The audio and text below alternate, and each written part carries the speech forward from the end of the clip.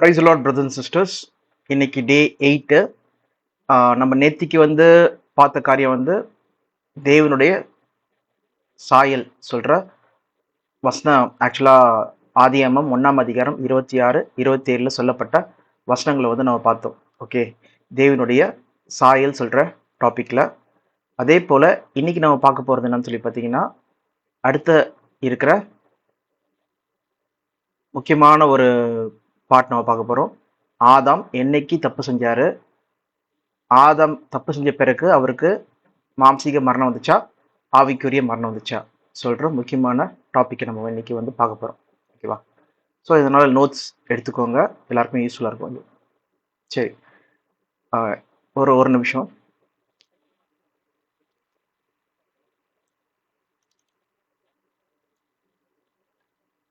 ஸ்க்ரீனை ரெடி பண்ணிக்கிறேன்.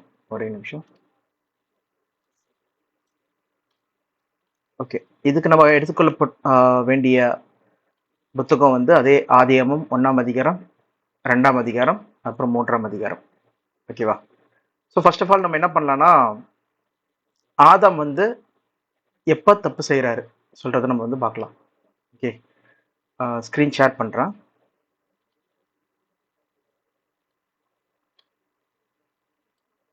ஓகே, இப்போ ஷேர் ஆயிருக்கும். ஸோ ஆதியாகமம் 1ஆம் அதிகாரத்தில் நீங்கள் பார்த்தீங்கன்னா, கடைசியில் 6வது நாளில் தேவன் என்ன பண்ணுறாரு, மிருக ஜீவன்களை படைக்கிறாரு சொல்லி பார்க்குறோம். ஓகேவா? ஸோ 24 பார்த்தீங்கன்னா, அது வேணா படிங்க. ஆதியாகமம் 1:24, ஜெனிசஸ் 1:24. கொஞ்சம் சீக்கிரம் படிங்க. 24.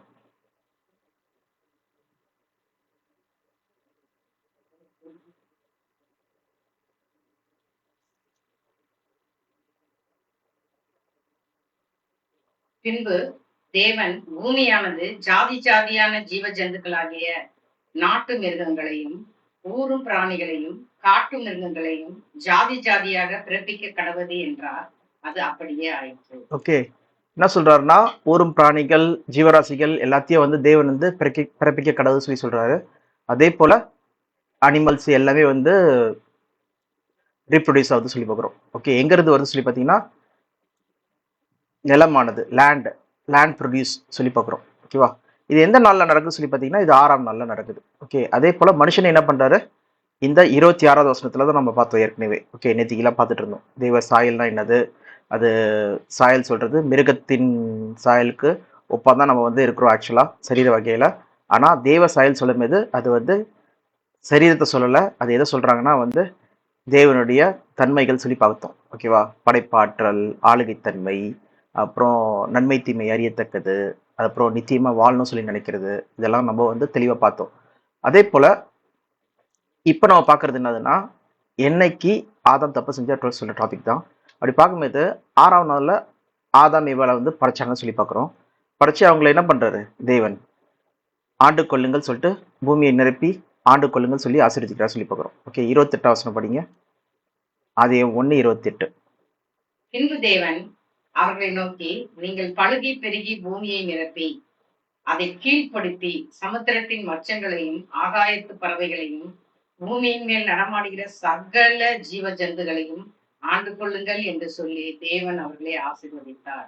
ஓகே, ஆசீர்வதிக்கிறார் ஆண்டு கொள்ளுங்கள் சொல்லிட்டு. அது சொல்லிட்ட பிறகு என்ன பண்றாரு சொல்லி பாருங்களா. அடுத்தது 31. அப்பொழுது தேவன் தாம் உண்டாக்கின எல்லாவற்றையும் பார்த்தார், அது மிகவும் நன்றாயிருந்தது. சாயங்காலமும் விடிய காலமும் ஆகி 6ஆம் நாள் ஆயிற்று. 6ஆம் நாள் ஆயிற்று சொல்லி பார்க்குறோம். ஓகேவா? அதே போல நெக்ஸ்ட் 2வது அதிகாரத்துல நான் பார்க்கும்போது நம்ம 1, 2, 3 படிச்சோன்னா அங்க படிங்க. 7ஆம் நாள் தேவன் ஓய்ந்திருந்தார் சொல்லி போட்டிருக்கு. 2வது வசனத்துல பாருங்க, படிங்க. தேவன் தாம் செய்த தம்முடைய கிரியையை 7ஆம் நாளிலே நிறைவேற்றி தாம் உண்டாக்கின தம்முடைய கிரியைகளை எல்லாம் முடித்த பின்பு 7ஆம் நாளிலே ஓய்ந்திருந்தார். ஓகே, காட் என்ன பண்ணாராம், rest எடுத்தாராம். 7th day God made it holy and rested சொல்லி பார்க்குறோம். ஓய்ந்திருந்தார் சொல்லி பார்க்குறோம். ஓகேவா? சரி, அப்போ பார்த்தீங்கன்னா 7ஆம் நாள் தேவன் ஓய்ந்திருக்கிறார். திருப்பி 8வது நாள் தொடங்கிச்சா இல்லை 7வது நாள் முடிஞ்சுதா சொல்லி பார்த்தீங்கன்னா அந்த மாதிரி எங்கேயும் போடல. ஏன்னா எப்படி வந்து 6ஆம் நாள் வந்து முடிஞ்சது பார்த்தீங்கன்னா, சாயங்காலமும் விடியற்காலமாயி 6ஆம் நாள் ஆயிற்று. Evening and there was morning. Okay. The 6த் டே சொல்லி போட்டிருக்கு. ஆனா இதே மாரி பார்த்தீங்கன்னா, 7த் டே முடிஞ்சதுன்னு சொல்லிட்டு எங்கேயுமே போடல. அதே போல 8த் டே அடுத்த நாள் வந்துச்சு சொல்லி எங்கேயும் போடல. ஒன்லி இந்த 7 டே பத்தி தான் போட்டிருக்கு. அதுவும் 7த் டே வந்து முடிஞ்ச மாரி போடல சொல்லி பார்க்குறோம். அப்ப பார்க்கும்போது தேவன் வந்து என்ன பண்றாரு? இந்த 6ஆம் நாள நல்லது என்று கண்டார். Okay. God saw it was good. Okay. It was very good. அதுவும் குட் கிடையாது, very good. God saw all that he has made. எல்லா அவர் செஞ்ச எல்லா கிரியைகளையும் பார்த்து நலமா இருக்கு சொல்லிட்டு இட் வாஸ் வெரி குட் சொல்றாரு. ஓகேவா? 6ஆம் நாள் முடிஞ்சது சொல்லி பார்க்குறோம். அப்போ ஒரு பாவம் இல்லைன்னா வந்து தப்பு செய்யறது வந்து அது நல்லதா இருக்குமா சொல்லி பார்த்தீங்கன்னா கிடையாது. அப்ப பார்த்தீங்கன்னா தேவன் நல்லதுன்னு சொல்லி முடிச்சுட்டு 6வது நாள் முடிச்சு ஓய்ந்திருக்கிறார் சொல்லி பார்க்குறோம். முடிச்சுட்டு 7ஆம் நாள் ஓய்ந்திருக்கிறார் சொல்லி பார்க்குறோம். அப்போ 6ஆம் நாள்ல அங்க தப்பு செஞ்ச மாதிரி எங்கேயும் போடல. அப்ப 7வது நாள் தான் தப்பு செஞ்ச மாதிரி இருக்கு. ஓகேவா? இப்ப நம்மளுக்கு ஒரு கேள்வி வரலாம். என்னப்பா 4 நாள் போட்டிருக்கு, எப்படி 7ஆம் நாள் தப்பு செஞ்சா சொல்றீங்க? தப்பு செஞ்சாரா சொல்லி ஒரு கேள்வி வரலாம். ஆமா, 7ஆம் நாள் தான் தப்பு செஞ்சிருக்காரு. ஏன்னா தேவன் ஓய்ந்திருக்கிற டைம்ல தான் என்ன பண்ணிருக்காங்க, அவங்க தப்பு செஞ்சிருக்காங்க சொல்லி பார்க்குறோம். ஆனா ஒரு கேள்வி வரலாம். என்ன கேள்வினா வந்து, அது எப்படி இங்க நாள் தானே போட்டிருக்கு, ஒரு நாள் 24 மணி நேரம் தானே. ஸோ அப்படி பார்க்கும்போது தேவனே வந்து பார்த்தீங்கன்னா அடிக்கடி சாயங்கால வேலையில என்ன பண்றாரு, ஆதாம பார்க்கறதுக்காக வராரு சொல்லி பார்க்குறோம். ஓகேவா? அது கூட படிங்க. ஈவினிங் வேலையில வந்து தேவன் வந்து என்ன பண்றாருன்னா ஆதாம பார்க்கறதுக்காக வராரு சொல்லிட்டு 2ஆம் அதிகாரத்துல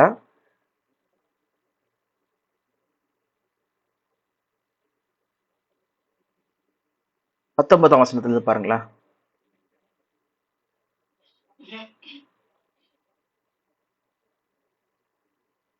தேவனாகிய கர்த்தர் வெளியின் சகலவித மிருகங்களையும் ஆகாயத்தின் சகலவித பறவைகளையும் மண்ணினாலே உருவாக்கி ஆதாம் அவைகளுக்கு என்ன பெயரிடுவான் என்று பார்க்கும்படி அவைகளை அவனிடத்தில் கொண்டு வந்தார். அந்தந்த ஜீவ ஜந்துகளுக்கு ஆதாம் எந்தெந்த பெயரிட்டானோ அதுவே அதற்கு பேராயிற்று. ஓகே. இது கிடையாது. இந்த கூல் ஆஃப் தி டே இந்த வசனம் படிங்க. எங்கன்னா 3ஆம் அதிகாரம் 8ஆம் வசனம் நினைக்கிறேன். 3:8.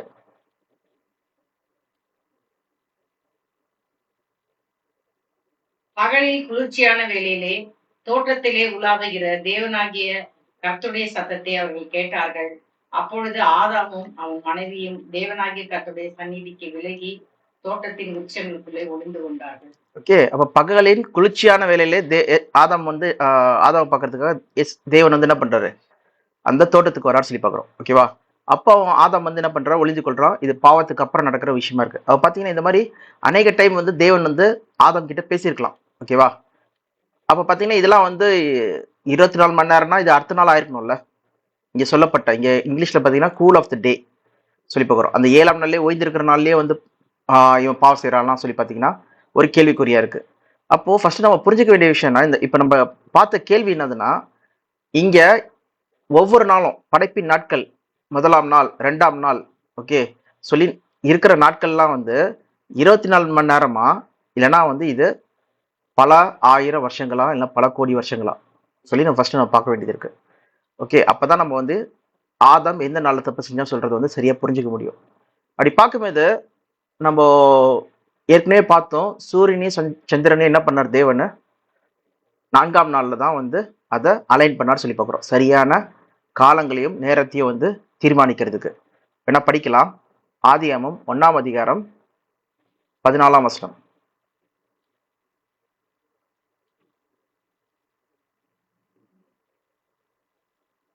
பின்பு தேவன் பகலுக்கும் இரவுக்கும் வித்தியாசம் உண்டாக்கத்தக்கதாக வானம் என்கிற ஆகாயங்களிலே சுடர்கள் உண்டாக கடவுது. அவைகள் அடையாளங்களுக்காகவும் காலங்களையும் நாட்களையும் வருஷங்களையும் குறிக்கிறதற்காகவும் இருக்க கடவுது என்றார். நாட்களையும் காலங்களையும் வருஷங்களையும் சொல்லி பார்க்குறோம். சீசன்ஸு அதான் டைம்ஸு, டேஸ் சொல்லி பார்க்குறோம். டேஸ்னா அது நாட்கள் 24 மணி நேரம். இயர்னா வருடங்கள்னா 365 நாட்கள். ஓகே. அது ஒரு ரொட்டேஷன், தன்னைத்தான் சுத்திக்கிறது, பூமி தன்னைத்தான் சுத்திக்கிறது சொல்லி பார்க்குறோம். அதே நேரத்துல சூரியனை சுத்தி வர்றது. ஸோ இது எல்லாத்தையும் தேவன் என்ன பண்றாராம், 4ஆம் நாள்ல தான் அலைன் பண்றாராம். அப்ப இங்கதான் டேஸே வந்து கணக்கு அவர் வந்து செட் பண்றாருன்னா, அலைன் பண்றாருன்னா எல்லாத்தையும் தீர்மானிக்கிறார்னா, அப்ப இங்க சொல்லப்பட்ட முதலாம் நாள் என்னது, 2ஆம் நாள் என்னது, 3ஆம் நாள் என்னது, 4ஆம் நாள் என்னது, அதுக்கு அந்த டேஸ்ல என்னது சொல்லி பார்த்தீங்கன்னா, இது மனுஷருடைய நாட்கள் பத்தி இங்க பேச வரல. இது முழுக்க முழுக்க இது வந்து தேவனுடைய நாளா இருக்கு சொல்லி பார்க்குறோம். ஓகேவா? அதான் இங்க தெரியுற நம்மளுக்கு தெளிவான ஒரு பதில். ஏன்னா இங்க இந்த 4வது நாள்ல தான் ஈவினிங், ஓகே, சாயங்காலம் விடியற்காலம் ஆகி 4ஆம் நாள் ஆயிட்டு சொல்லி பார்க்குற இடத்துல தான் என்ன பண்றாரு தேவன், சூரியனையும் சந்திரனையும் பூமியும் என்ன பண்றாரு, அதன் காலத்தையும் நேரத்தையும் அப்புறம் சீசன்ஸையும் என்ன பண்றாரு தேவன் வந்து சரிவர செய்யறாரு சொல்லி பார்க்குறோம்.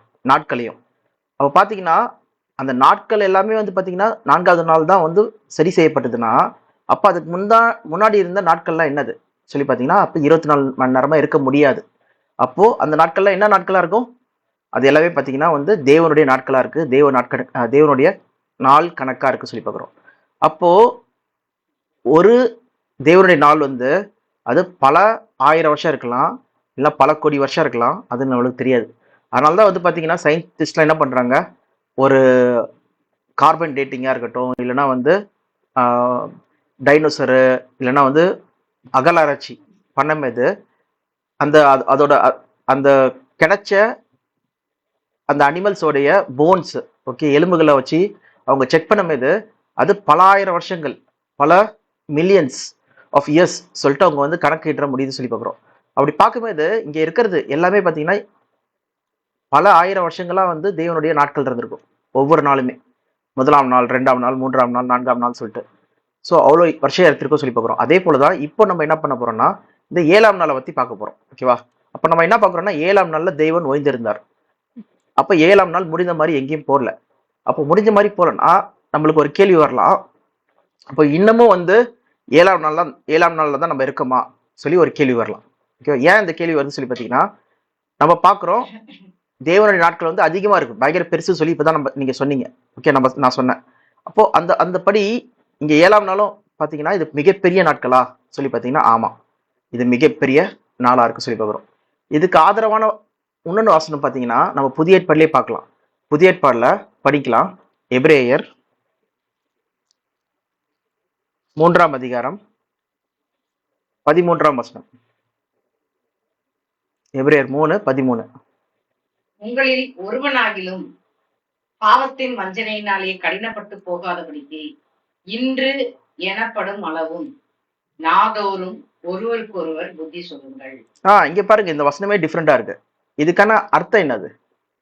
ஸோ இங்க இதுக்கான அர்த்தம் என்ன சொல்லி பார்த்தீங்கன்னா, encourage one another daily as long as it is called today. Okay, இங்க டெய்லின்னு போட்டிருக்கு, அதே நேரத்தில் as long as it is today. அப்போ டெய்லிக்கும் டுடேக்கும் என்ன அர்த்தம்? டெய்லி டுடே பார்த்தீங்கன்னா இங்க டுடே சொல்ற வார்த்தை வந்து பார்த்தீங்கன்னா ஸ்பெசிஃபிக்கா வந்து 2 கோட்ஸ்குள்ள கொடுத்துருக்காங்க. ஓகே, இன்று எனப்படும் அளவும் சொல்றதா டுடே, நாள்தோறும் புத்தி சொல்லுங்கள் சொல்லி சொல்றாங்க. நாள்தோறும் சொல்றது வந்து நம்மளுடைய 24 மணி நேரம். டுடே சொல்றது வந்து பாத்தீங்கன்னா தேவனுடைய 7ஆம் நாள் சொல்லி பார்க்குறோம்.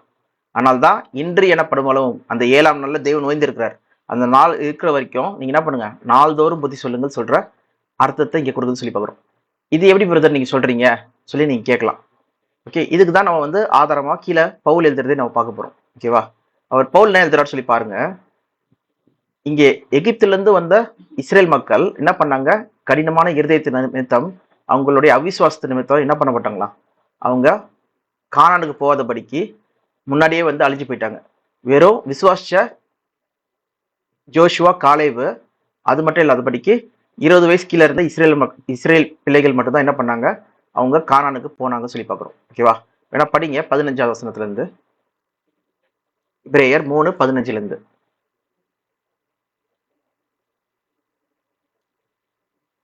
இன்று அவருடைய சத்தத்தை கேட்பீர்களாகில் கோபம் மூட்டுதலில் நடந்தது போல உங்கள் இருதயங்களை கடினப்படுத்தாதிருங்கள் என்று சொல்லியிருக்கிறாரே. இது எங்க நடந்தது சொல்லி பாத்தீங்கன்னா, மோசே மூலமா எகிப்துல இருந்து வந்த டைம் சொல்றாங்க சொல்லி பாக்குறோம். படிங்க அடுத்த வசனம். கேட்டவர்களில் கோபம் முட்டினவர்கள் யார்? மோசேயினால் எகிப்திலிருந்து புறப்பட்ட யாவரும் அப்படி செய்தார்கள் அல்லவா? மேலும் அவர் 40 வருஷமாய் யாரை அரூசித்தார்? பாவம் செய்தவர்களே அல்லவா? ம், அவர்களுடைய சவங்கள் வனாந்தரத்தில் விழுந்து போயிற்றே. ம். பின்னும் என்னுடைய இளைப்பாறுதலில் பிரவேசிப்பதில்லை என்று அவர் யாரை குறித்து ஆணையிட்டார்? கீழ்ப்படியாதவர்களை குறித்ததல்லவா? ம். ஆதலால் அவிசுவாசத்தினாலே அவர்கள் அதில் பிரவேசிக்க கூடாமல் போனார்கள் என்று அதை பார்க்கிறோம். ஓகே, அப்போ முழுவதுமா நம்ம என்ன பார்க்குறோம்? இங்க சொல்ல வர்றது எகிப்துல இருந்து வந்த இஸ்ரேல் மக்களை பத்தி பேசுறாங்க. ஃபர்ஸ்ட் பாயிண்ட் நோட் பண்ணிக்கோங்க. ரெண்டாவது, இங்க இருந்து நெக்ஸ்ட் நம்ம போறோம் 4வது அதிகாரத்துக்கு. 4வது அதிகாரத்துக்கு போகும்போது அங்க என்ன சொல்றாரு சொல்லி பாருங்க. 4:1 இருந்து. ஆனபடியினாலே அவருடைய இளைப்பாறுதலில் பிரவேசிப்பதற்கு ஏதுவான வாக்குத்தத்தம் நமக்கு உண்டாயிருக்க. என்ன போட்டிருக்கு? அவருடைய இளைப்பாறுதலில் பிரவேசிக்கிறதுக்கு வாக்குத்தத்தம் உண்டாயிருக்க. அதுக்கு என்ன அர்த்தம்? Entering his rest. நம்ம ஆதியாமத்துல பார்த்தோம் பாத்தீங்களா? தேவன் 7ஆம் நாள் ஓய்ந்திருந்தாராம். ஓகேவா? அந்த ஓய்வு நாளுக்குள்ள நம்மளும் என்ட்ராக போறோமா. ஓகே, வாக்குத்தத்தம் நம்மளுக்கு கொடுக்கப்பட்டிருக்கா. வாக்குத்தத்தம் உண்டாயிருக்க. அடுத்த வசனம். உங்களில் ஒருவனும் அதை அடையாமல் பின்வாங்கி போனவனான ம், காணப்படாதபடிக்கு ம். பயந்திருக்க கடவுள். ஓகே, நீங்க என்ன பண்ணாதீங்க, அவிசுவாசத்துல போயிடாதீங்க சொல்லி பயந்துருங்க சொல்லி சொல்றாரு. அதுக்குதான் அதுக்கு அடுத்த வசனத்துல பாருங்க, 3ஆம் வசனத்துல.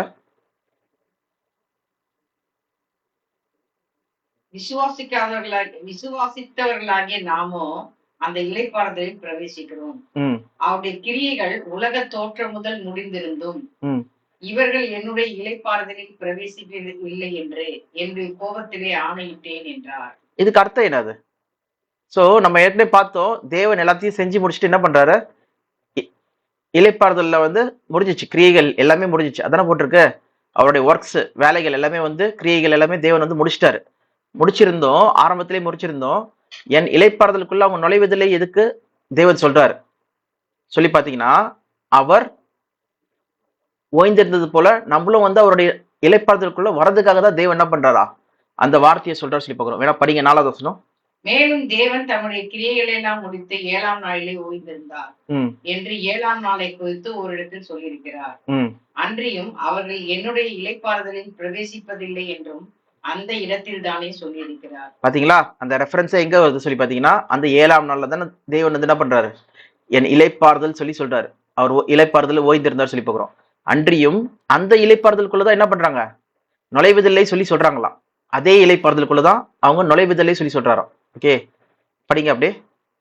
ஆகையால் சிலர் அதில் பிரவேசிப்பது இன்னும் வரப்போகிற காரியமா இருக்கிறபடினால் ம், சுவிசேஷத்தை முதலாவது கேட்டவர்கள் கீழ்ப்படியாமையினாலே அது பிரவேசியாமல் போனபடியினாலும் ம், இன்று அவருடைய சத்தத்தை கேட்பீர்களாகில் ம். உங்கள் இருதயங்களை கடினப்படுத்தாதிருங்கள் என்று வெகு காலத்திற்கு பின்பு தாவீதின் சங்கீதத்திலே சொல்லியிருக்கிறபடி.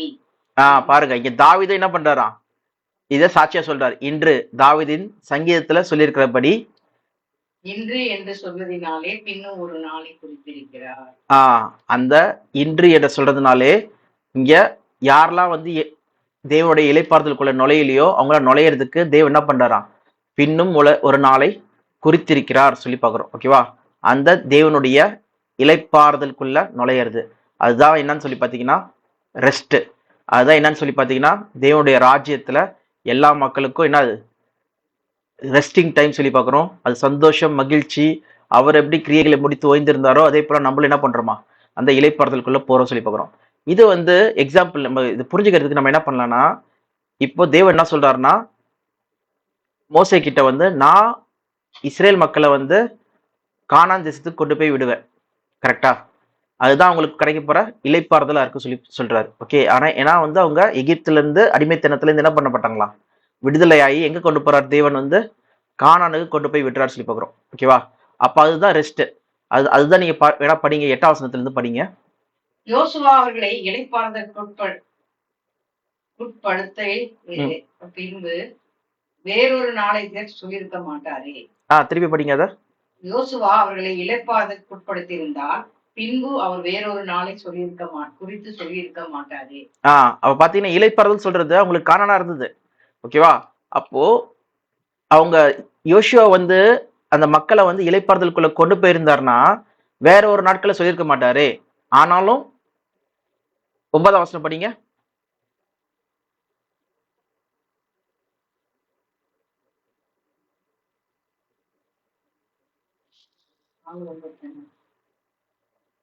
அது அடுத்த வசனம் தான். ஆகையால் தேவனுடைய ஜனங்களுக்கு இளைப்பாறுகிற காலம் இனி வருகிறதா இருக்கிறது. ஏனெனில் அவருடைய இளைப்பாறுதலில் பிரவேசித்தவன் தேவன் தம்முடைய கிரியைகளை முடித்து ஓய்ந்தது போல தானும் தன் கிரியைகளை முடித்து ஓய்ந்திருப்பான். ஓகே, ஆகையால் தேவனுடைய இளைப்பாறுதலுக்குள்ள நம்ம நுழையணும் சொல்லி பார்க்குறோம். அவர் எப்படி வந்து இளைப்பாரி ஓய்ந்திருக்கிறாரோ அதே போல நம்மளும் வந்து என்ன பண்றோமா அந்த இளைப்பாறுதலுக்குள்ள நம்ம போறவங்களா இருக்க சொல்லி பார்க்குறோம்.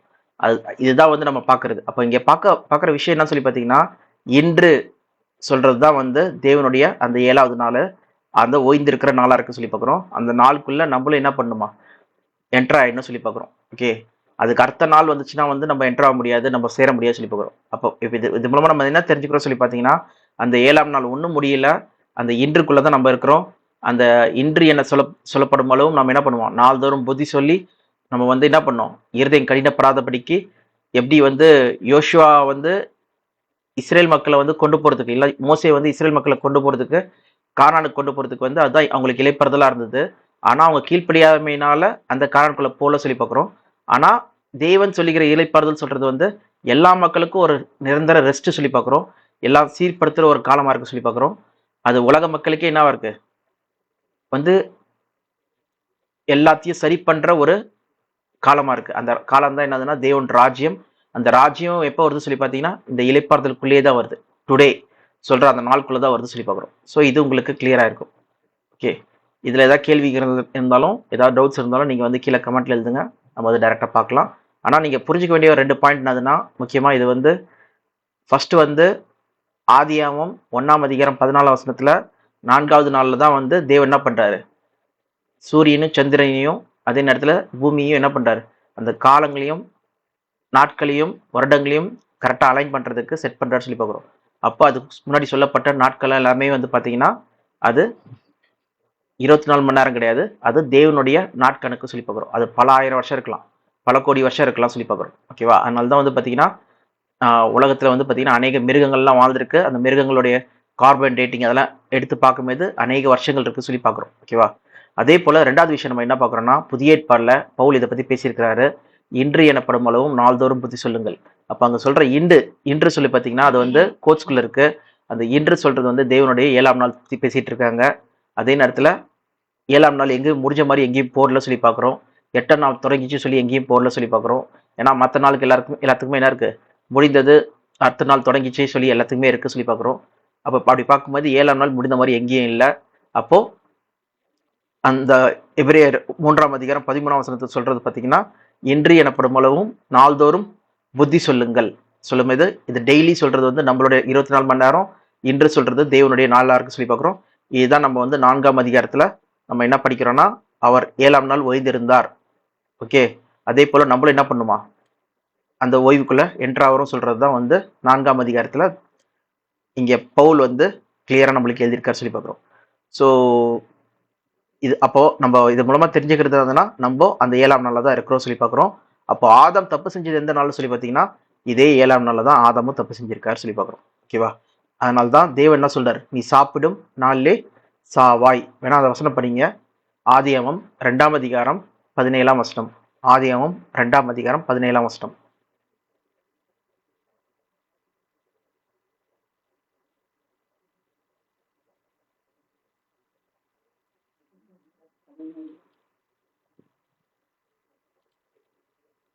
ஆனாலும் நன்மை தீமை அறியத்தக்க விருட்சத்தின் கனியை புசிக்க வேண்டாம், அதை புசிக்கும் நாளில் சாகவே சாவாய் என்று கட்டளையிட்டார். For the day that you eat of it you shall surely die சொல்லி பார்க்குறோம். அப்போ பார்த்தீங்கன்னா சாப்பிடும் நாளிலே, இப்போ நிறைய பேர் என்ன கன்ஃபியூஸ் ஆயிடுறாங்க சொல்லி பார்த்தீங்கன்னா, இந்த 7ஆம் நாள் வந்து இங்க இதெல்லாம் 24 மணி நேரம், இங்க 1ஆம் நாள் 2ஆம் நாள் சொல்லி ஆதியாகமத்தில் இருக்கிறது எல்லாமே 24 மணி நேரம் சொல்றதுனால தான் இங்க ஆதாம் வந்து சாப்பிடும் நாளிலே சாகவே சாவான். ஓகே, சாகவே சாவாய் சொல்ற அந்த சாபம் வந்து அங்க நிறைவேறல சொல்லி நினைக்கிறாங்க. எல்லாரும் என்ன நினைக்கிறாங்கன்னா, அப்போ ஆதாம் பாருங்க, அவரு அது 4ஆம் அதிகாரத்துல சொல்லி 4ஆம் அதிகாரம் 5ஆம் அதிகாரத்துலலாம் பார்த்தீங்கன்னா, ஆபேல் எத்தனை ஆண்டு சாரி காயின் சாரி ஆதாம் எத்தனை வருஷம் வாழ்ந்தாரு அதெல்லாமே போட்டிருக்கு. வேணா படிங்க. ஆதியாகமம் 5ஆம் அதிகாரம்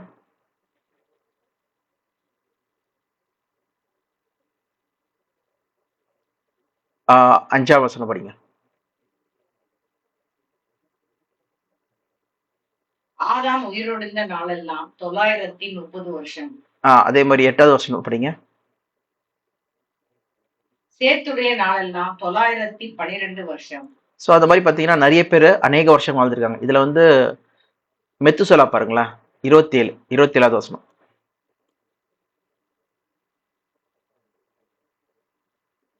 மெத்துசலாவுடைய நாளெல்லாம் 969 வருஷம். 969 வருஷம் வாழ்ந்திருக்காங்க சொல்லி பார்க்குறோம். ஓகே, அப்ப பார்த்தீங்கன்னா நிறைய பேருக்கு இருக்க கேள்வி என்ன இருக்குன்னா, தேவன் என்ன சொன்னார்னா, நீ சாப்பிடும் நாளிலே சாவாய். அந்த வசனம் பாருங்க திருப்பியும், 17ஆம் வசனம். For the day that you eat of it you shall surely die. என்னைக்கு? அந்த நாள்லயே சாவ சொல்லி சொல்றாங்க. அப்போ இங்கே ஆதாமா இருக்கட்டும், மெத்துசலாவா இருக்கட்டும், சேத்தா இருக்கட்டும், இவங்கெல்லாம் பார்த்தீங்கன்னா 930, 912, 969 சொல்லிட்டு அவ்வளோ வருஷம் வாழ்றாங்க. அங்க எங்க ஒரு நாளே செத்தாங்க. அப்போ இது வந்து ஆவிக்குரிய மரணம் சொல்லி எல்லாருமே வந்து அந்த போதனையை வந்து எடுக்க ஆரம்பிச்சாங்க சொல்லி பார்க்குறோம். இப்படிதான் ஆவிக்குரிய மரணம் சொல்ற போதனை வந்து உள்ள நுழைஞ்சுது. ஓகேவா? ஆனா ஆக்சுவலா பாத்தீங்கன்னா இந்த தெளிவு நம்ம இப்ப பார்த்த தெளிவு என்னதுன்னா, 7ஆம் நாள்ல தான் தேவன் என்ன பண்ணாரு? ஓய்ந்திருக்கிறாரு. 7ஆம் நாள்ல தான் ஆதாம் தப்பு செய்யினாரு. 7ஆம் நாள்ல தான் ஆதாம் ஓட பிள்ளைகளாகிய எல்லாருமே மரிக்கிறாங்க, பிறக்கிறாங்க, மரிக்கிறாங்க, எல்லாமே ஒரு அந்த நாள்ல தான். ஏன்னா அது பல ஆயிரம் வருஷங்கள், பல கோடி வருஷங்கள் சொல்லி பார்க்குறோம். அப்போ 930 வருஷமா இருக்கட்டும், மெத்துசலா வாழ்ந்த அந்த 969 வருஷமா இருக்கட்டும், அது எல்லாமே எதுக்குள்ள இருக்கு சொல்லி பார்த்தீங்கன்னா இந்த 7ஆம் நாளுக்குள்ள தான் இருக்கு சொல்லி பார்க்குறோம். ஓகேவா? அந்த சாப்பிட்ட நாள் எது? இந்த 7ஆம் நாள். அந்த நாள்லயே தான் என்ன பண்றாங்க? எல்லா மனுக்குலமும் மரிக்குது சொல்லி பார்க்குறோம். இந்த மனுக்குலத்தை மீட்கிறதுக்காக தேவன் என்ன பண்றாரு? இயேசு கிறிஸ்துவ இந்த 7ஆம் நாளுக்குள்ள தான் அனுப்புறாரு. இந்த 7ஆம் நாளுக்குள்ளேயே அனுப்பி என்ன பண்றாரு? மீட்பு கொடுத்து தேவன் ராஜ்யத்துல என்ன பண்றாரு? அந்த இளைப்பாறுதலுக்குள்ள எல்லாரையுமே கொண்டு வரான்னு சொல்லி பார்க்குறோம் தேவன் ராஜ்யத்துல. ஸோ இது எல்லாமே என்ன நடக்குது சொல்லி பார்த்தீங்கன்னா இந்த 7ஆம் நாளுக்குள்ளேயே நடக்குது சொல்றதை நம்ம தெரிஞ்சுக்கிறோம். ஓகேவா? இங்க இன்னொரு ஒரு பாயிண்ட் வேற நம்ம பார்க்கணும். ஏன்னா நிறைய பேர் ஆவிக்குரிய மரணம் சொல்ற காரணம் வந்து இந்த இந்த ஒரு ரீசனா இருக்கு. இது உங்களுக்கு புரிஞ்சிருக்கும். ஆனா அதே நேரத்துல சாபத்தை நம்ம பார்க்கணும். ஏன்னா நிறைய பேர் என்ன நினைக்கிறாங்கன்னா, ஆவிக்குரிய மரணம் சொல்றது வந்து தேவனுக்கும் மனுஷனுக்கும் இருந்த கனெக்ஷன் கட் ஆகுதுன்னு சொல்லி சொல்றாங்க. ஆனா உண்மையிலேயே வந்து பாத்தீங்கன்னா தேவனுக்கும் மனுஷனுக்கும் வந்து அந்த கனெக்ஷன் இல்லைன்னா அந்த ரிலேஷன்ஷிப் கட் ஆச்சா சொல்லி பாத்தீங்கன்னா அப்படி கிடையாது. தேவனுக்கும் மனுஷனுக்கும் ரிலேஷன்ஷிப் அப்பையிலேருந்து தேவன் என்ன பண்றாரு? மனிதரோடு இன்டராக்ட் பண்ணி தான் இருக்காரு சொல்லி பார்க்குறோம். ஈவன் நீங்க வந்து 4ஆம் அதிகாரத்தில் நீங்க பார்த்தாலே அங்க என்ன போட்டிருக்கு சொல்லி பார்த்தீங்கன்னா, காயினோட பேசிட்டு இருக்காரு, ஆபேலோட பேசிட்டு இருக்காரு. ஆபேல் கொண்டு வந்து பலிகளை வந்து கொண்டு வந்து கொடுக்குறாரு. காயின் வந்து பலிகளை கொண்டு வந்து கொடுக்குறாரு. காயின் வந்து தப்பா பலிகளை கொடுக்கும்போது, நீ கொடுக்குற பலி சரி கிடையாது, நீ சரியான பலியை கொண்டு வா சொல்லி சொல்றாரு. அது மட்டும் இல்லாதபடிக்கு காயினுக்கு வந்து பொறாம வரும்போது தேவன் என்ன சொல்றாரு? ஏன் நீ கோவப்படுற சகோதரன் மேல? நீ நன்மை செய்தால் மேன்மை இல்லையோ சொல்லிட்டு தேவன் வந்து பேசிட்டு இருக்காரு. இது மட்டும் இல்லாதபடிக்கு நீங்க 5ஆம் அதிகாரத்துல போய் பாத்தீங்கன்னா ஏனோக்கு பத்தி பாக்குறோம். ஏனோக்கு என்ன பண்றாராம்? தேவனோடு சஞ்சரித்து கொண்டிருந்தார். தேவன் என்ன பண்ணாராம்? அவரை எடுத்துக்கொண்டார் சொல்லி பாக்குறோம். அது கூட நீங்க படிக்கலாம். ஆதியாகமம் 5ஆம் அதிகாரம் 21ல இருந்து 23 படிங்க. 24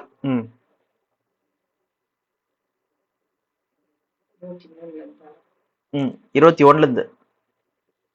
ஏனோக்கு 65 வயதான போது மெத்துசல்லாவை பெற்றான். ஏனோக்கு மெத்துசல்லாவை பெற்ற பின் 300 வருஷம் தேவனோட சஞ்சரித்துக் கொண்டிருந்தான். பாருங்க, 300 வருஷம் தேவனோடு சஞ்சரித்துக் கொண்டிருந்தான். ஏனோக்கு வாக்ட் வித் காட், சஞ்சரித்து. தேவனுக்கும் மனுஷனுக்கும் வந்து கனெக்ஷன் கட் ஆயிடுச்சு. தேவன் வந்து அதுதான் ஆவிக்குரிய மரணம் சொல்லி சொன்னாங்கன்னா, அப்போ இங்க எப்படி வந்து தேவனோட சஞ்சரித்து கொண்டிருக்காரு? எப்படி ஏனோக்கு வந்து அவர் கூட பேசிட்டு இருக்காரு? அதே போல எப்படி நோவா வந்து 100 வருஷமா என்ன பண்றாரு? தேவனோடு சஞ்சரித்து கொண்டிருக்காரு. அந்த பேலை கட்டுறாங்க. எப்படி ஆபிரகாம் வந்து பேசுறாரு? ஸோ இயேசு கிறிஸ்து மூலமா தான் அந்த ஆவிக்குரிய மரணம் நீக்கப்படுதுன்னு சொல்லி நிறைய பேர் சொல்றதை கேள்விப்பட்டிருக்கோம். அப்படி இருக்கும்போது அப்போ இங்க இது வரைக்கும் இயேசு கிறிஸ்து வர வரைக்குமே வந்து இஸ்ரேல் ஜனங்களுடைய தீர்க்கதரிசிகள் கிட்ட எல்லாம் பேசுனதெல்லாம் யாரு? தேவன் வந்து சஞ்சரிக்கலன்னா பாத்தீங்கன்னா அது வந்து ஆவிக்குரிய மரணமே தப்பு, அது கிடையாது. அவங்க மாம்சீக மரணம் தான். அங்க டைரக்டாவே என்ன போட்டிருக்குன்னு சொல்லி பாருங்க. 3ஆம் அதிகாரத்துல தேவன் கொடுத்த சாபத்தை தேவன் எங்கேயுமே வந்து ஆவிக்குரிய மரணம் வந்து சாபமா கொடுக்கல. அவன் நீ சாகவே சாவாய் சொல்லி சொன்னதுதான் நம்ம இங்க பாக்குறோம். ஏன்னா ஏற்கனவே ஒரு கிளாஸ்ல நம்ம என்ன பார்த்துருந்தோம்னா, ஆதாம் நித்திய ஜீவனோட வாழ்ந்துட்டு இருந்தான். ஏன்னா அவங்க கிட்ட என்ன இருந்தது, அந்த ஜீவவிருட்சத்தின் கனியை சாப்பிட்றதுக்கான வாய்ப்பு இருந்தது. ஓகேவா? ஏன்னா அந்த தோட்டத்தில் உள்ள அனைத்து கனிகளையும் நீ சாப்பிடலாம், ஒன்லி நன்மை தீமை கனி மட்டும் நீ சாப்பிடாத சொல்லி சொல்றாரு. அப்ப பாத்தீங்கன்னா அந்த தோட்டத்தின் நடுவிலே ஜீவவிருட்சத்தின் கனியே இருந்தது. அந்த ஜீவவிருட்சத்தின் கனியை சாப்பிட்டாங்கன்னா என்ன பண்றாங்களா, அவங்க இன்றென்றைக்கு வாழ்றாங்களாம்.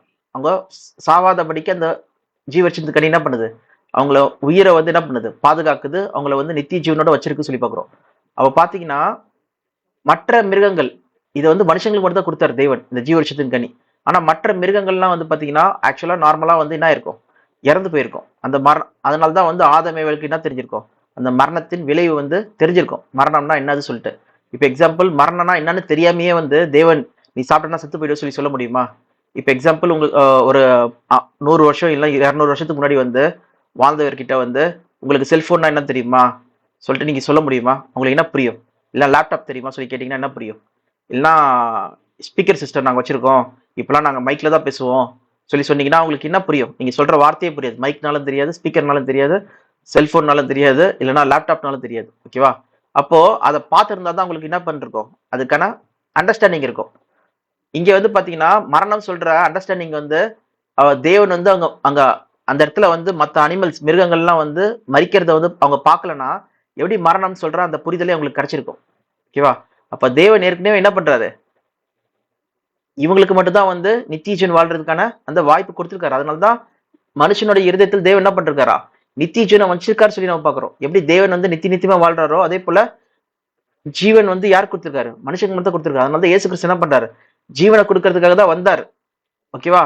மரண நம்மள மரணத்துல இருந்து விடுதலை செய்து நம்மளுக்கு நித்திய ஜீவன் கொடுக்க தான் வந்தார். அதனாலதான் இயேசு கிறிஸ்து என்ன சொல்றாரு, நானே வழியும் சத்தியும் ஜீவனுமா இருக்கிறேன், என்னை அல்லாமல் பிதாவின் இடத்தில் ஒருவனும் வர முடியாது. அது வந்து மனுஷனுக்கு சொன்னாரா, இல்லைன்னா மிருகத்துக்கு சொன்னாரா, ஊரும் பிராணிகளுக்கு சொன்னாரா, என்ன பறவைகளுக்கு சொன்னாரா சொல்லி பார்த்தீங்கன்னா அவங்களும் கிடையாது. அப்ப நித்திய ஜீவன் சொல்றது யாருக்கு கொடுக்கப்பட்டது, மனுஷங்களுக்கு கொடுக்கப்பட்டது சொல்றதை நம்ம தெளிவா புரிஞ்சுக்கணும். ஓகேவா? அப்ப அந்த மரணம் தான் என்ன ஆச்சு, அந்த நித்திய ஜீவன் தான் வந்து என்னாச்சு, அது இழந்துட்டாங்க சொல்லி பாக்குறோம். அதுதான் நம்ம என்ன பாக்குறோம்னா 3ஆம் அதிகாரத்துல, ஆதியாகமம் 3ஆம் அதிகாரம் 22ஆம் வசனம் படிங்க.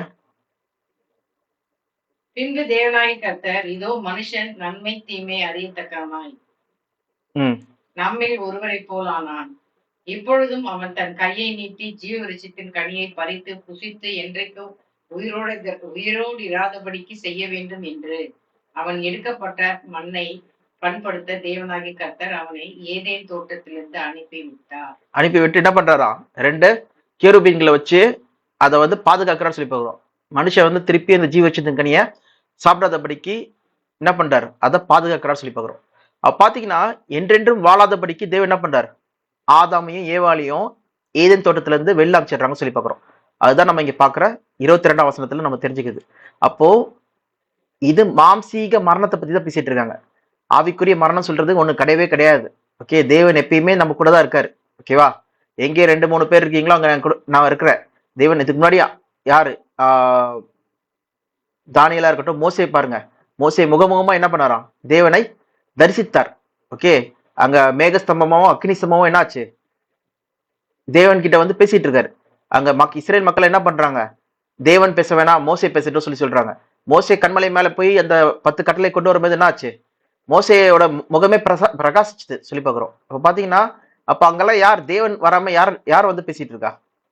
ஓகேவா? அப்போ இதுக்கெல்லாம் வந்து பதில் வந்து ஆவிக்குரிய மரணம் கிடையாது. இதுக்கெல்லாம் பதில் வந்து பாத்தீங்கன்னா ஆவிக்குரிய மரணம் சொல்ற டாபிக்கே கிடையாது. அந்த மாதிரி ஒரு கான்செப்டே கிடையாது. அது பொய், அது சாத்தானின் ஒரு போதனையா இருக்கு சொல்லி போகிறோம். ஏன் சாத்தானின் போதனை சொல்றது பாத்தீங்கன்னா, அவன் தான் என்ன சொன்னான், நீ சாவதில்லை, நீ மரிக்க மாட்ட சொல்லி சொன்னான். அவ மரிக்க மாட்ட சொன்னாங்கன்னா என்ன ஆகுது, அவங்க வந்து ஆவிக்குரிய மரணம் தான் சொல்ற அந்த கான்செப்டை வந்து உள்ள நுழைக்கிறான்னு சொல்லி பாக்குறோம். ஓகேவா? மற்றபடி அவனுக்கு அன்னைக்கே சாவல சொல்றது. ஏன்னா தேவன் என்ன சொன்னாரு, நீ சாப்பிடும் நாள்லயே சாவாய் சொன்னது, அந்த நாள்லயே சாவணும், அதான் பனிஷ்மெண்ட். அதான் 7ஆம் நாள்லயே அன்னைக்கே செத்தாங்க. அதை அறியாதபடிக்கு புரியாதபடிக்கு மக்களை வந்து இந்நாள் வரைக்கும் வஞ்சித்து ஏமாத்திட்டு இருக்கிறதுக்கு காரணம் தான் இது. அவங்க ஆவிக்குரிய மரணம் இருந்தாங்க, தேவனுக்கும் அவருக்கும் கனெக்ஷன் கட் ஆயிடுச்சு சொல்லிட்டு. உண்மை சத்தியம் வந்து சொல்லுது, தேவன் ஆரம்பத்துல இருந்தே மனுஷன் கூட தான் தேவன் என்ன பண்ணாரு, ஈடுபட்டிருக்கார். தேவன் இவ்வளவாய் மனிதர்களை அன்பு கூர்ந்தார். எப்படியா, தன் ஒரே பிறன குமாரனை கொடுத்து இவ்வளவே தேவன் என்ன பண்றாராம், உலகத்தின் மேல் அன்பு கூர்ந்தார். அப்ப இவ்வளவு அன்பெல்லாம் என்ன பண்றாங்கன்னா நிராகரிக்க யார் பண்ணது சொல்லி பார்த்தீங்கன்னா சாத்தான் வந்து இந்த பொய்யான போதனை, ஓகே, ஆவிக்குரிய மரணம் சொல்ற போதனையை சொல்லி கொண்டு வரா சொல்லி பார்க்குறோம். ஆனா இங்க நம்ம தெளிவா நம்ம பாக்குறது என்னதுன்னா, தேவன் சொன்னது நீ சாகவே சாவாய் சொன்னது வந்து மாம்சீக மரணம், ஓகேவா. அதுக்கு எக்ஸாம்பிள் தான் நம்ம இப்போ 3:22 பார்த்தோம். அந்த ஆதாம் ஏவாள் வந்து அந்த ஜீவச்சத்தின் கனியை சாப்பிட்டு என்றென்றைக்கும் வாழாதபடிக்கு அவங்களுக்கு ஏதேன் தோட்டத்துல இருந்து வெளில அனுப்புறாங்க சொல்லி பார்க்குறோம், ஓகே. அதனாலதான் மரணம் அவங்களுக்குள்ள வருது. அதே போல தேவன் கொடுத்த சாபம் பாருங்க, அங்க 17ஆம் வசனத்துல இருந்து 17, 18, 19 படிங்க. இங்க எங்கேயாவது ஆவிக்குரிய மரணம் சொல்ற ஒரு சாபம் இருக்கா சொல்லி பாருங்க, படிங்க. பின்பு அவர் ஆதாமை நோக்கி, நீ உன் மனைவியின் வார்த்தைக்கு செவி கொடுத்து புசிக்க வேண்டாம் என்று நான் உனக்கு விளக்கின விருட்சத்தின் கனியை புசித்தபடியினாலே பூமி உன் நிமித்தம் சபிக்கப்பட்டிருக்கும். நீ உயிரோடு இருக்கும் நாளெல்லாம் வருத்தத்தோடு இதன் பலனை புசிப்பாய். அது உனக்கு முள்ளும் குறுக்கும் முளைப்பிக்கும். ஓகே, என்ன சொல்றாருன்னா, பூமியானது அது வந்து உனக்கு சரியா வந்து பலனை தராது, நீ கஷ்டப்பட்டு தான் நீ என்ன பண்ணும், வேலை செஞ்சுதான் சாப்பிடணும் சொல்ற ஒரு ஃபர்ஸ்ட் கர்ஸ் சாபம். ரெண்டாவது சாபம், நீ என்னதான் இது பண்ணாலும் அது முள்ளும் குறுக்கும் தான் பிறப்பிக்கும் சொல்லி அவர் சொல்றாரு. அடுத்தபடியா, நீ பூமியிலிருந்து எடுக்கப்பட்டபடினால் நீ பூமிக்கு திரும்ப மட்டும் உன் முகத்தின் வேர்வையால் ஆகாரம் புசிப்பாய். நீ மண்ணா இருக்கிறாய், மண்ணுக்கு திரும்புவாய் என்றார்.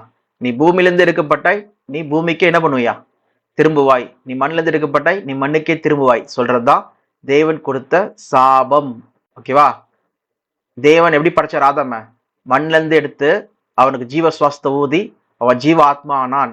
அவன் என்றென்றைக்கும் வாழ்றதுக்காக படைக்கப்பட்டார், ஓகேவா. என்றென்றைக்கும் ஜீவனோடு இருக்கும்படிக்கு படைக்கப்பட்ட ஆதாமுக்கு என்னாச்சு, நீ மண்ணில இருந்து எடுக்கப்பட்டாய், நீ மண்ணுக்கே திரும்புவாய் சொல்றதா சாபம்.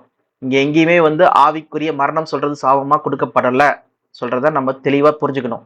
யாரெல்லாம் வந்து ஆவிக்குரிய மரணம் தான் போதனையை சொல்லி எடுத்திருக்காங்களோ அவங்க ஆக்சுவலா பாத்தீங்கன்னா சாத்தானின் போதனையை வந்து பின்பற்றவங்களா இருக்காங்க. ஏன்னா சாத்தானின் பொய்யாகிய என்ன சொல்றாங்க, நீ சாவதில்லை சொல்ற அந்த பாயிண்ட்டை வந்து அவங்க பிடிச்சிருக்காங்க சொல்லி பார்க்குறோம். ஏன்னா சாத்தான் என்ன சொல்ற சொல்லி படிக்கலாம். 4ஆம் வசனம் படிங்க, ஆதியாகமம் 3:4.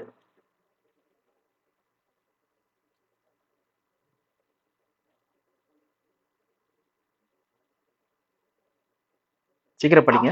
சர்வம் ஸ்திரீயை நோக்கி, நீங்கள் சாகவே சாவதில்லை, நீங்க சாகவே சாவதில்லை, ஓகே. தேவன் என்ன சொன்னாரு, சாகவே சாவாய் சொல்லி சொன்னாரு. இவன் என்ன சொல்றான், சாப்பிடு நாளிலே சாவாய், ஓகே. இவன் என்ன சொல்றான், சாவதில்லை சொல்லி இந்த பொய்யான டாக்டரினை வந்து பொய்யான போதனையை சொல்றான். இது நிமித்தம் தான் மரணம் வந்துச்சு. இதைதான் இந்த உலகம் இந்நாள் வரைக்கும் என்ன பண்ணிட்டு இருக்கு, இது ஆவிக்குரிய மரணம் சொல்லி பொய்யை வந்து நம்பிட்டு இருக்காங்க சொல்லி பார்க்குறோம், சாத்தான் சொன்ன பொய்யை. ஸோ இது உங்களுக்கு 2 பாயிண்ட் இன்னைக்கு பார்த்தோம். 7ஆம் நாள் சொல்றது வந்து தேவனுடைய ஓய்ந்திருக்கிற நாள். அந்த நாள் மிகப்பெரிய நாள், அது பல ஆயிரம் வருஷம் பல கோடி வருஷம் சொல்லி பார்க்குறோம்.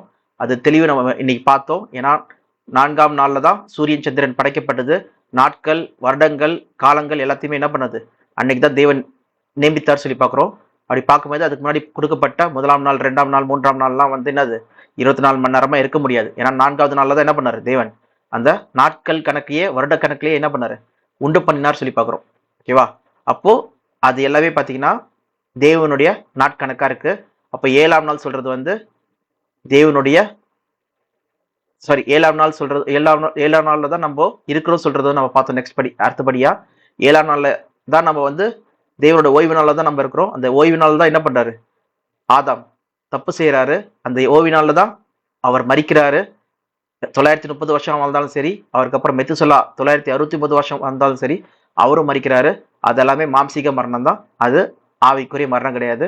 அங்க சொல்லப்பட்ட தேவனுடைய சாபம் வந்து என்ன ஆகுது, நிறைவேறுது. எப்படி வந்து சாத்தானுக்கு வந்து அந்த சர்பத்துக்கு வந்து நீ என்ன பண்ணுவ, உன்னுடைய பெல்லி உன்னுடைய வயிற்றுனாலே நீ என்ன பண்ணுவ, உருந்து போவாய் சொல்ல சாபம் வந்து நிறைவேறுது. அதே போல நீ பிள்ளை பெறுதல் வந்து கஷ்டப்பட்டுதான் நீ பிள்ளை பெருப்ப சொல்லிட்டு சொல்றதும் அங்க நிறைவேறுது. அதே நேரத்துல அங்க தீர்க்கதரிசனமும் ஒண்ணு சொல்றாரு, என்னதுன்னா ஸ்திரீயின் வித்து உன் தலையை நசுக்கும், நீ அவர் குதிகாலை நசுக்குவாய் சொல்ற அந்த வார்த்தையை வந்து அங்க நிறைவேறுது. இயேசு கிறிஸ்துவோட தீர்க்கதரிசனத்தை பத்தி சொல்றாங்க சொல்லி பார்க்குறோம். அதே மாதிரி பாத்தீங்கன்னா கணவன் உன்னை ஆண்டு கொள்வான் சொல்ற அந்த வார்த்தை என்ன ஆகுது, அங்க நிறைவேறுது சொல்லி பார்க்குறோம், ஓகே. அதெல்லாம் வந்து பாத்தீங்கன்னா இந்த சாபங்கள் எல்லாமே என்ன ஆகுது, எல்லாமே பாம்புக்கும் சரி ஸ்திரீக்கும் சரி நிறைவேறுது. அதே போலதான் ஆதாம் நம்ம படிச்சோம். ஆதாமுக்கும் என்ன ஆகுது, நிலத்து வேர்வை சிந்தி தான் என்ன பண்ணணும், உழைக்கணும். அது ஈஸியா கிடைக்காதுன்னு சொல்லி சொல்றாரு. அது அந்த சாபம் நிறைவேறுது. அதே போல அது முள்ளும் குறுக்கும் தான் பிழைப்பிக்கும். அதான் பாத்தீங்கன்னா என்னதான் வந்து பயங்கர விவசாயம் பண்ணாலும் அங்க வந்து என்ன இருக்கு, எல்லா வித பூச்சி, வீட்ஸ், கெட்ட செடிகள் எல்லாமே தான் வளருது சொல்லி பார்க்குறோம். ஓகே, கஷ்டப்பட்டு விளைச்சாலும் மழை பெஞ்சு இதா அழிச்சிருது, இல்லைன்னா வந்து வெயில் மழை பெய்யாம வந்து காஞ்சி போயிடுது. அந்த மாதிரி தான் இருக்கு சொல்லி பார்க்குறோம். ஸோ அது சாபத்தின் நிலைமையா இருக்கு சொல்லி பார்க்குறோம். அதே போல நீ மண்ணிலிருந்து எடுக்கப்பட்ட மண்ணுக்கு திரும்ப செல்லும்போது மரணம் இல்லாத மக்களே கிடையாது. அதனால தான் நம்ம என்ன பார்க்குறோம்னா ஆதாமுக்குள் எல்லாரும் மரிக்கிறாங்க சொல்லி வசனமே டைரக்டா போட்டிருக்கு. ரோமர் படிங்க, 5ஆம் அதிகாரம், ரோமர் 5. இந்த விஷயத்த வந்து தெளிவா யார் புரிஞ்சிருந்தாங்க சொல்லி பாத்தீங்கன்னா அப்போஸ்தலர்களா இருக்கட்டும், இல்லைன்னா யூத ஜனங்கள், ஆதியில இருந்த யூத ஜனங்கள் எல்லாருமே பாத்தீங்கன்னா இந்த காரியங்களை வந்து நல்லா கரெக்டாவே தெளிவா புரிஞ்சிருந்தாங்க. இப்ப இருக்கிற கிறிஸ்துவ மார்க்கம் தான் என்ன பண்றாங்க, இதை தப்பா புரிஞ்சுட்டு ஆவிக்குரிய மரணம் சொல்லிட்டு இருக்காங்க. அப்பையில இருந்து எல்லாருமே என்ன புரிஞ்சிருந்தாங்க சொல்லி பாத்தீங்கன்னா இது மாம்சீக மரணம் புரிஞ்சிருந்தாங்க சொல்லி பாக்குறோம். படிங்க 15வது வசனம், ரோமர் 5:15. ஆனாலும் மீறுதலின் பலன் கிருபை வரத்தின் பலனுக்கு ஒப்பானதல்ல. எப்படி எனில் ஒருவனுடைய மீறுதலினாலே அநேகர் மரித்திருக்க, ஒரு தேவனுடைய கிருபையும் இயேசு கிறிஸ்து என்னும் ஒரே மனுஷனுடைய கிருபையினாலே வரும் ஈவும் அநேகர் மேல் அதிகமாய் பெருகி இருக்கிறது. அதே போல 12ஆம் வசனம் படிங்க. இப்படியாக ஒரே மனுஷனாலே பாவமும் பாவத்தினாலே மரணமும் உலகத்திலே பிரவேசித்தது போலவும் எல்லா மனுஷரும் பாவம் செய்தபடியால் மரணம் எல்லாருக்கும் வந்தது போலவும். பாருங்க, ஒரு மனுஷனால் பாவமும் பாவத்தினால் மரணம் உலகத்தில் பிரவேசித்தது சொல்லி பாக்குறோம். ஓகேவா, இது எல்லாமே எதை சொல்லுது பாத்தீங்கன்னா மரணத்தை குறிக்குது, டைரக்டான மரணம். இங்க ஜீவன் சொல்லும் போது என்னது, நித்திய ஜீவனை குறிக்குது. இயேசு கிறிஸ்து என்ன பண்ணாராம், நித்திய ஜீவனை கொடுக்க வந்தாராம். அதான் ஆதாம் இழந்ததை இயேசு கிறிஸ்து கொடுக்க வந்தார். இதுதான் வந்து 17ஆம் வசனம் கூட படிங்க, 17 அதுலயே. அல்லாமலும் ஒருவனுடைய மீறுதலினாலே அந்த ஒருவன் மூலமாய் மரணம் ஆண்டு கொண்டிருக்க, கிருபையின் பரிபூரணத்தையும் நீதியாகிய ஈவின் பரிபூரணத்தையும் பெறுகிறவர்கள் இயேசு கிறிஸ்து என்னும் ஒருவராலே ஜீவனை அடைந்து ஆளுவார்கள் என்பது அதிக நிச்சயமாமே. ஓகே, மரணம் ஆண்டு கொண்டு இருக்க. ஓகே, மரணம் இல்ல சொல்லி யாருமே சொல்ல முடியாது. அதனாலதான் 1 கொரிந்தியர் 15:22 நம்ம என்ன பார்க்கிறோம், ஆதாமுக்குள் எல்லாரும் மரிக்கிறது போல. ஏன்னா மரணமே யார் மூலம் வந்துச்சு, ஆதாம் மூலமா. ஓகே, அதே போல கிறிஸ்து மூலமா எல்லாருக்கும் ஜீவன் வருது சொல்லி நம்ம வந்து வசனம் கூட படிக்கலாம். அந்த வசனம் படிங்க, 1 கொரிந்தியர் 15:21 படிங்க. மனுஷனால் மரணம் உண்டானபடியினால் மனுஷனால் மரித்தோரின் உயிர்த்தெழுதலும் உண்டாயிட்டு, ஆதாமுக்குள் எல்லாரும் மரிக்கிறது போல கிறிஸ்துவுக்குள் எல்லாரும் உயிர்ப்பிக்கப்படுவார்கள். ஓகே, வசனங்கள்லாம் தெளிவாதான் இருக்கு சொல்லி பாக்குறோம். இங்க நீங்க சொல்ற மாதிரி இல்லைன்னா பொதுவான உலகத்தின் சபைகள் சொல்ற மாதிரி இது ஆவிக்குரிய மரணமா இருந்ததுன்னா இங்க என்ன போட்டுக்கணும், ஆதாம்னால் ஆவிக்குரிய மரணம் உண்டாதது போல கிறிஸ்துவால் ஆவிக்குரிய ஜீவன் உண்டாகணும் சொல்லி போட்டுக்கணும். அப்படி போடல. இங்க ஆதாமுக்குள் மரணம் உண்டாதபடியால் கிறிஸ்துவுக்குள் என்ன ஆகுதா, ஜீவன் உண்டாவது. அப்படிதான் வந்து வசனம் போட்டிருக்கு. For as in Adam all die, எல்லாரும் மரிக்கிறாங்க. அந்த மாதிரி கிறிஸ்துக்குள் எல்லாரும் உயிர் தெழுவாங்க சொல்லி இதான் போட்டிருக்கு சொல்லி பார்க்குறோம். ஸோ இதுதான் இங்க நம்ம புரிஞ்சிக்க வேண்டிய விஷயம். இது எல்லாருக்கும் புரிஞ்சிருக்கும்னு நினைக்கிறேன். ஏதாவது கேள்விகள் இருந்தா கீழே கமெண்ட்ல எழுதுங்க. தேவன் கர்த்தர் உங்களை ஆசீர்வதிப்பாராக. தேங்க்யூ.